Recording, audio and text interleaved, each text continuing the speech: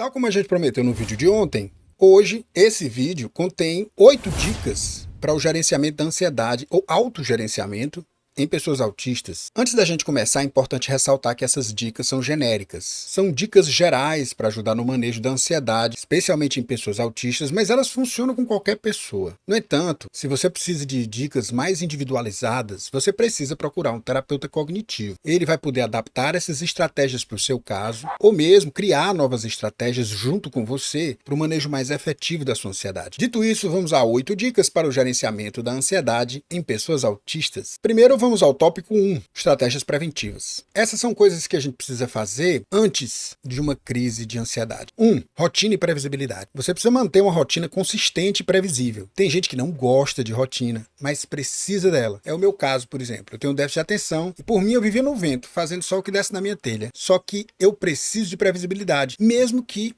eu ache divertido não saber o que vai acontecer comigo. Uma pessoa autista, ela precisa de rotina e muitas vezes ela gosta de rotina. E se você precisa do que você gosta, você está numa boa posição. Você precisa ter horários regulares para as atividades diárias, acordar, escovar os dentes, sair para o trabalho, fazer as coisas que você costuma fazer na hora que você costuma fazer. Quando você faz isso, o seu organismo já cria expectativas sobre o que vai acontecer. E isso proporciona um senso de segurança. 2. Comunicação visual. Pessoas autistas costumam ser pessoas visuais, que pensam muito em imagens. Então, é importante você usar apoios visuais como calendários, cronogramas, diagramas, para ajudar o paciente a entender e antecipar as atividades futuras. Nos anos 90, a gente costumava fazer isso com cartões plastificados. Hoje em dia, isso é um extremo desperdício e até um atentado ecológico. O que a gente precisa fazer é usar os dispositivos à disposição do paciente para fazer isso. Existem aplicativos específicos para fazer rotina visual e você pode usar aplicativos genéricos como o Google Agenda, como o sistema de alarmes de um determinado celular para fazer a pessoa entrar num ritmo próprio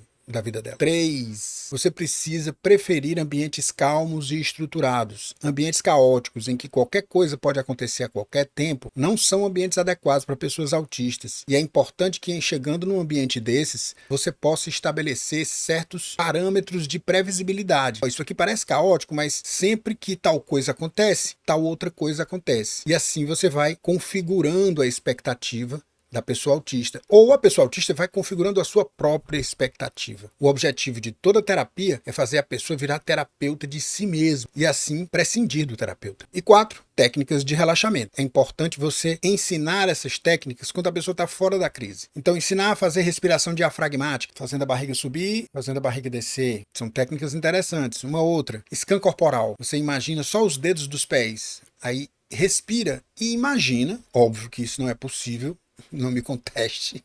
Imagina que você está mandando ar para os dedos dos pés e que quando você exala, os dedos dos pés relaxam. Agora você imagina que isso acontece com o peito dos pés, depois com a sola dos pés, depois com os tornozelos, depois com as panturrilhas. Você entendeu a ideia, né? Você vai subindo nos grupos musculares de cada segmento do corpo, isso se chama scan corporal, e você vai sugerindo ao paciente que a atenção dele tem o poder de relaxar aqueles músculos. Você sugere a ele que a imaginação dele é muito potente e que ele pode usar esse pensamento visual em favor de si mesmo. E essas foram 4 técnicas de prevenção. Vamos às técnicas de intervenção durante a crise. Quando uma crise de ansiedade ocorre, é muito importante saber o que fazer e o que não fazer para ajudar uma pessoa que está passando por isso. Vamos às 4 estratégias. 1. Você precisa se comunicar de forma clara e simples. Não deixe nada subentendido. Então, em vez de dizer assim, por que você está assim? Está todo mundo aqui para lhe ajudar. Não precisa perguntar isso. Tem um motivo para aquela pessoa estar assim. Pula essa pergunta e seja claro, fique tranquilo. Eu estou aqui. Fique à vontade. Se precisar de alguma coisa, me ajude. Nunca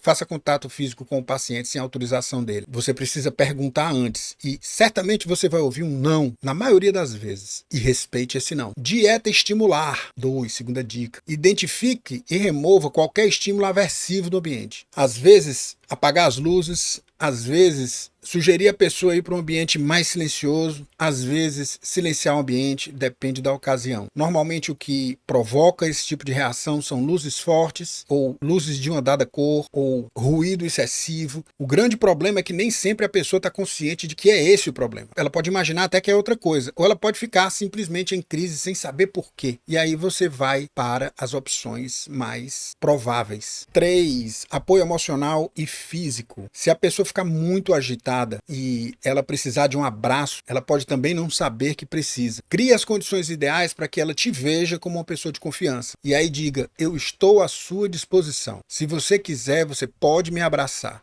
Mas nunca abrace em primeiro lugar.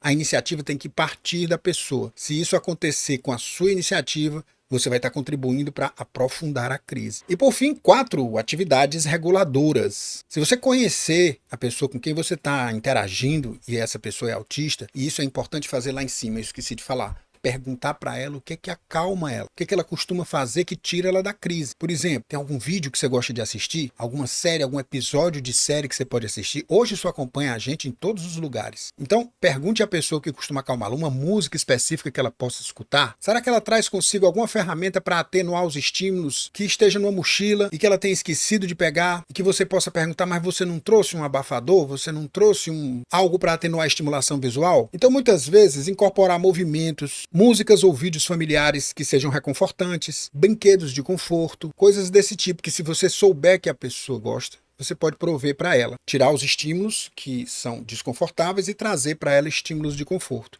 E obviamente que eu não estou falando só com a pessoa que está convivendo com essa crise. Eu estou falando para você que tem diagnóstico de autismo e que pode usar essas mesmas dicas para manejar a sua própria crise de ansiedade. Essas crises de ansiedade às vezes recebem nomes em inglês, como por exemplo shutdown e meltdown, e essas duas coisas são apelidos da ansiedade. O shutdown é um desligamento ansioso, você paralisa, como eu falei no vídeo anterior. E o meltdown você explode, você colapsa explosivamente, você sai atrás de quebrar coisas, bater em pessoas e naquela hora você está fora de controle. Então é importante que as pessoas que estão lidando com alguém durante um meltdown, elas não se sintam pessoalmente agredidas pela pessoa que está em crise. É importante que elas simplesmente ginguem para sair do caminho das pancadas, não batam de volta porque isso vai aumentar a crise e possam simplesmente, enquanto estão gingando, e isso requer um bocado de autocontrole, simplesmente dizer à pessoa que estão lá e que podem ajudar. Ou simplesmente deixar a pessoa se compensar e só atuar diretamente se a pessoa puser a si própria em risco ou alguém em torno dela. Então, mas se lembre que essas são dicas genéricas, não substituem a orientação personalizada de um terapeuta cognitivo e se lembre que cada pessoa autista é única. Pode ser que surja uma pessoa autista no seu campo que não responda a nenhuma dessas dicas que eu dei aqui. Se isso acontecer, escreve aí nos comentários, ou se isso não acontecer, se você achou úteis essas dicas que eu dei, escreve aí nos comentários também. Curte esse vídeo para eu continuar fazendo vídeos desse jeito. Compartilhe em todas as suas redes sociais, compartilhe com as pessoas que podem se beneficiar desse conteúdo. Um grande abraço e até o próximo vídeo.